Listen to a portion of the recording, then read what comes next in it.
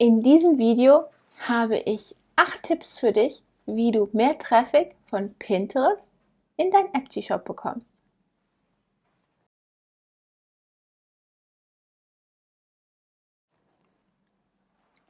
Etsy ist so eine Sache, ne? So ein Love-Hate-Relationship haben wir wahrscheinlich alle damit, ne? Es ist so schön einfach. Man hat seinen Shop, man stellt seine Produkte da ein, man kann eigentlich sofort loslegen und verkaufen. Aber, wie wir schon öfters festgestellt haben, es passiert nicht, ne? Vielleicht kommt mal hin und wieder so ein Verkauf, aber im Großen und Ganzen passiert einfach nichts, ne? Und aus dem Grund musst du Werbung machen. Wer jetzt sagt, aber Etsy kriegt doch Geld, nämlich 20 Cent fürs Einstellen der Artikel. Ja, dann überleg aber bitte einmal, was du dafür bekommst.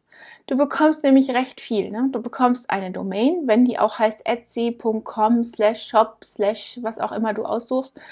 Du bekommst einen Shop mit allen Tools, mit allen Features, die nehmen Geld für dich an, die überweisen das weiter auf dein Konto und so weiter. Also du bekommst recht viel für deine 20 Cent. Ne? Was du nicht bekommst, ist kostenlosen Traffic. Das wäre ja auch, als würdest du erwarten, dass du irgendwo ein Ladenlokal anmietest und du bezahlst ja dem Vermieter dann Geld, also muss der dir auch Kunden schicken. Ne? Also das ist das, was du letztendlich damit ausdrücken würdest.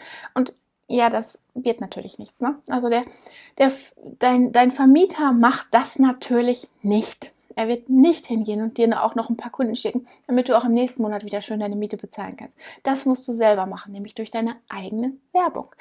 Und deshalb habe ich jetzt einmal 8 Tipps rausgesucht, was wir alles tun können, um mehr Traffic in deinen Etsy-Shop zu bekommen.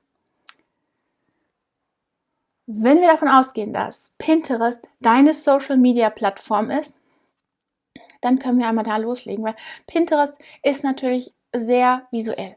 Das heißt, wer da hinkommt, der sucht irgendetwas, der möchte sich über irgendwas informieren, der möchte was lernen, der möchte Inspiration haben, der sucht vielleicht ein Geschenk, ne? Kann ja auch mal sein, und geht dann von dort los und ist auch bereit zu kaufen. Ne? Und deshalb nehmen wir Pinterest als Traffic-Quelle. Das ist eine sehr gute Quelle. Natürlich können wir auch noch alle anderen nutzen, aber Pinterest ist doch schon mal ein guter Anfang. Was musst du jetzt tun, damit du Pinterest als sichere Traffic-Quelle nutzen kannst? Ganz einfach. Du musst dir erst einmal einen Account anlegen. Dann legst du dir einen Business-Account an. Ich verlinke hier nochmal ein anderes Video, wo ich da nochmal im Detail drauf eingehe und das auch zeige. Und natürlich darfst du nicht vergessen, die Rich Pins zu enablen, ne? Also Rich Pins einzustellen. Das machen wir einmal kurz gemeinsam am Rechner. Das ist nämlich gar kein Problem, das sind 2 Klicks, das kriegen wir ganz schnell hin. Also schalten wir jetzt erst einmal diese Rich Pins frei. Dazu bin ich hier mal auf Pinterest und gehe dann hier in meinem Account auf Einstellung. Und dann brauche ich nur noch eins machen. Ich muss hier auf Verifizieren klicken und dann kann ich hier meine Etsy Shop ID eingeben, meine Adresse. Und dann kann ich das Ganze verifizieren. Und ja, das mache ich im Prinzip am besten auch für meine Webseite. Du kannst es auch verschiedene Unterseiten machen. Also hier habe ich jetzt zum Beispiel für blog.cmdakademie gemacht. Ich könnte auch noch cmdakademie.de eingeben oder wenn ich dann noch einen Shop hätte, auch das noch, kann ich hier alles eingeben. Ist eine gute Idee. Warum? Du schaltest damit Informationen frei. Nämlich diese Rich Pins heißt, dass wenn irgendetwas von Etsy auf dein Pinterest-Board gepinnt wird, auch sogenannte Metadaten mitgepinnt werden. Das heißt, Informationen wie Tags und Beschreibungen und Titel, die werden dann alle gleich mitgepinnt. Und das wiederum ist gut für dein SEO. Deswegen eine ganz tolle Idee, wenn du das machst, wenn du hier einfach die Rich Pins freischaltest. Ein zweiter Tipp. Du erstellst auf deinem Etsy-Account am besten passende Boards. Das heißt, passende Boards zu deinen Produkten. Ja? Also angenommen, du verkaufst T-Shirts.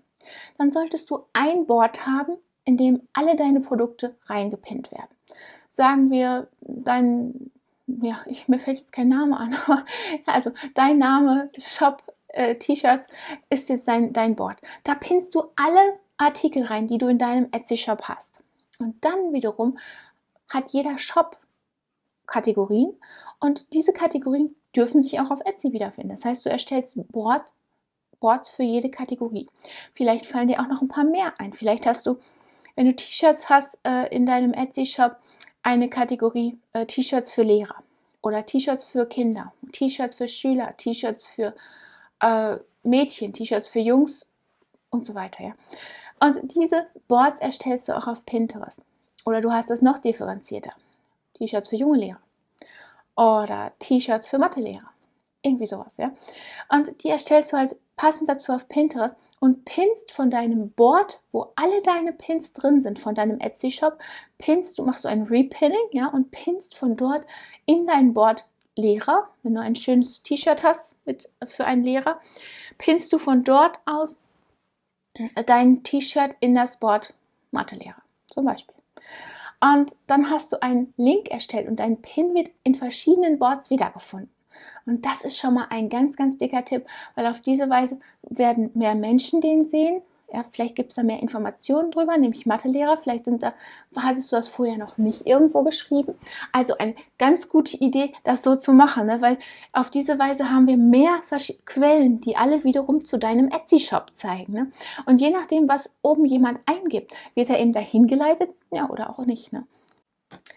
Tipp Nummer 3. Füge in deinem Etsy-Shop immer einen Banner hinzu. Und wenn du schon einmal dabei bist, füge ebenfalls ein Logo hinzu und schreib vielleicht etwas über dich als Shop-Eigentümer. Ne? Nämlich auch das geht und da solltest du vielleicht ein Bild von dir benutzen. Logo ist das die eine Sache. Ne? Von einem Shop erwarte ich nicht unbedingt, dass er persönlich ist. Aber der Mensch dahinter, den möchte ich doch gerne kennenlernen, bevor ich kaufe. Und deswegen kannst du auf Etsy immer auch noch oben rechts in der Ecke findet man dann, ich zeige es dir jetzt nochmal am Rechner, aber oben rechts findet man dann immer ein kleines Logo von dem Shop-Eigentümer, der darf dann da auch etwas über sich schreiben. Und links kannst du dann dein Logo von deinem Shop reinposten. Gehen wir mal einmal hier. Ja, haben wir jetzt mal hier einen Shop und du siehst hier gleich, hier ist ein schöner Banner drin, hier ist dann gleich, worum es geht, ne? From now on Crafting License included, für viele wahrscheinlich interessant, aber es spielt jetzt auch keine Rolle, worum es in dem Shop geht. Der Banner passt zu den Produkten, wenn ich hier einmal runter scrolle und viel wichtiger, hier gibt es einmal das Logo und hier gibt es den Eigentümer. Jetzt ist das hier so, dass das Logo nicht unbedingt ein Logo ist, sondern ein Bild. Aber hier sollte dein Logo sein und hier sollte etwas über den Eigentümer stehen. Das ist das, was ich dir erzählen wollte. Ich gehe jetzt hier einmal drauf, kann sich der Eigentümer immer noch ein bisschen beschreiben. Ja, das ist immer ganz nett. Man lernt den Menschen hinter dem Shop kennen, man lernt ihn persönlich kennen. Ja? Deswegen immer eine ganz gute Idee, hier noch einmal so ein bisschen mehr über sich preiszugeben. Ne? Tipp Nummer 4. Wir müssen für einen Wiedererkennungswert sorgen. Das heißt, das Logo, den Banner, vielleicht auch dein Bild, was du da genutzt hast, nutzt du am besten auch auf allen anderen Social-Media-Plattformen und allen voran natürlich auf Pinterest.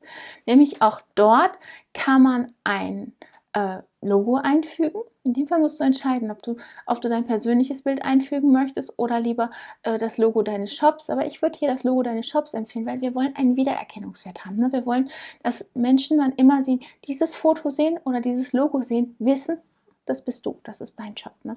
Deswegen bitte hier immer gucken, dass du einen Wiedererkennungswert erzielst.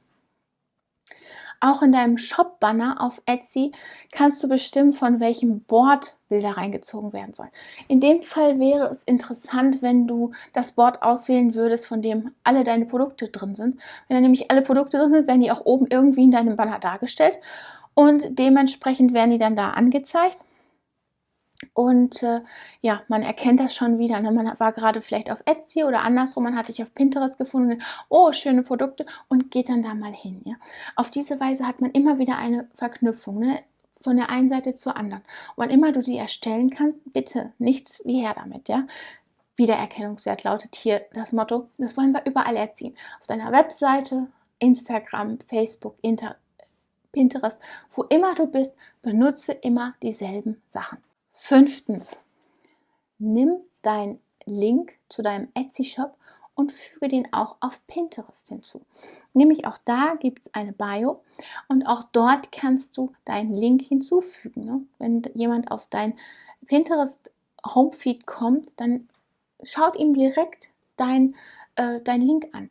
Also viel besser wird es nicht. Ne? Unbedingt dort einfügen, damit derjenige sofort da draufklickt und in deinen Etsy-Shop gehen kann. 6. Vorhin haben wir einmal darüber gesprochen, dass du ein Board erstellen sollst, in dem alle deine Produkte drin sind. Ich habe schon mal kurz darauf hingewiesen, dass von dort solltest du dir Boards anlegen, wo du deine Produkte hinpinnen kannst. Hatten wir das Beispiel mit dem Lehrer. Ne? Also du hast ein T-Shirt in deinem Etsy-Shop, also in dem Board, in dem alle deine Produkte sind, hast du meinetwegen auch ein T-Shirt für einen Mathelehrer und du erstellst dann ein Board Mathelehrer und würdest da diesen Pin reinpinnen. Am besten ist natürlich immer, wenn du das in so große Gruppen fasst, dass auch immer mehr Pins da drin sind. Ne? Also wenn du jetzt, ich sag mal, du hast 200 Produkte und die sind aus 200 verschiedenen Bereichen und du machst dann 200 Boards in deinen Etsy-Shop, das könnte ein bisschen viel werden. Ne? Und es sieht auch ein bisschen leer aus, ne? Wenn jemand kommt und sagt, okay, da ist aber nur ein Pin in dem Board, das ist ein bisschen leer. Ne? Also dann lieber T-Shirts für Lehrer und dann meinetwegen 10 oder 15 Artikel da reinpinnen. Oder T-Shirts für Kinder, T-Shirts für Mädchen, je nachdem, wie viel du von einer Sorte hast. Ja? Oder vielleicht auch planst, noch welche zu machen. Deswegen gute Idee. Warum? Wie gesagt, du erstellst damit einen zusätzlichen Link. Was du hier auch noch machen kannst und was auch ganz, ganz, ganz wichtig ist, du könntest mal Groupboards mitmachen. Du hast bestimmt schon mal etwas von Groupboards auf Pinterest gehört. Das ist ein Zusammenschluss mehrerer Menschen, die für einen und denselben Zweck pinnen. Ne? Das heißt, sagen wir haben ein Etsy-Board und verschiedene Menschen pinnen dort von ihrem Account aus Pins hin. Und gleichzeitig repinnen sie von dort Produkte, die sie interessieren, die ja auch zu ihnen passen, wieder auf ihre Boards. Das wiederum sorgt dafür, dass du eine große Reichweite bekommst. Und da kann auch mal so ein Pin viral gehen. Und das ist natürlich das, was wir alle erreichen wollen. Ne? Also angenommen, du bist in einem Groupboard und meinetwegen, du bist bei 50 Groupboards dabei. Und du pinnst dort deine Pins hin.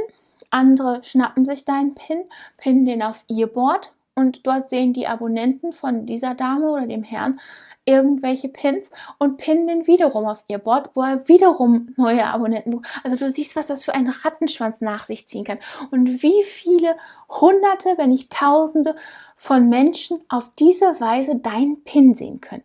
Das Einzige, was du schaffen musst, ist einmal deinen Pin repinnen zu lassen. Viel besser als in Groupboards wird es nicht. Natürlich machen der eine oder andere das auch ganz freiwillig, aber Groupboards sorgen dafür, dass man einander unterstützt. Ne? Deswegen sind die dafür einfach sehr, sehr gut.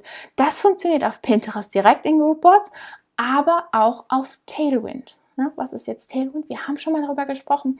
Tailwind ist ein Ort, wo ich alle meine Pins auf Plan setzen kann, also dass sie zu einem bestimmten Zeitpunkt gepinnt werden. Und Tailwind hat sogenannte Tailwind Groups, also ja, auf jeden Fall auch wieder Zusammenschlüsse von Menschen zu einem gewissen Thema, die von da aus auch wieder pinnen.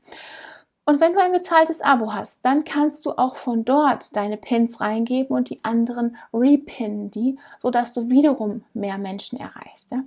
Also auch eine sehr, sehr gute Idee und eine sehr gute Investition, wenn du das auf diese Weise machst. Und vor allen Dingen, die ist jetzt nicht komplett kostenlos, aber die ist schon recht kostengünstig, um damit Werbung zu betreiben. Wichtig ist, eine möglichst große Zielgruppe zu erreichen, die aber sehr speziell ist, sehr spezialisiert. Wenn du dich für Nähen interessiert, bringen dir natürlich Groupboards für T-Shirts jetzt so gar nichts. Ne? Oder ja, begrenzt, ne? Wenn du T-Shirts nähst vielleicht, aber du weißt, was ich meine. Also je spezieller, desto besser. Mein letzter Tipp für heute. Optimiere deine Pins. Du kannst natürlich sagen, ach ja, irgendwie wird man schon finden und jetzt kommen ja auch die Rich Pins und dann werden da schon genug Informationen. Nein, es sind nicht genug Informationen da. Nutze alles, was du nutzen kannst. Wenn du einen Pin erstellst, gib diesem Pin einen Titel, also einen Namen, dieser Datei einen Namen, wo schon dein Keyword drin ist.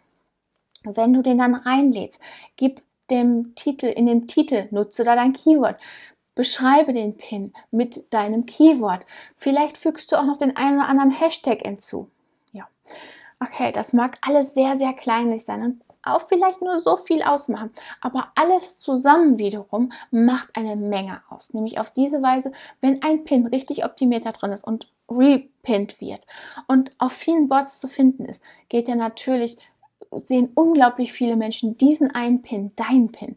Und dann wiederum kommen sie natürlich auch zwangsläufig auf deinen Etsy-Shop. Kommst du gar nicht drum herum, ja. Ich hoffe, dir hat das Video gefallen und du hast jetzt eine Idee davon, was Pinterest für dich tun kann. Wenn dem so ist, dann freue ich mich darüber, wenn du unseren Kanal abonnierst, die kleine Glocke anklickst, damit du benachrichtigt wirst, wann immer ich ein neues Video poste. Und vergiss den Like-Button nicht. Bis zum nächsten Mal.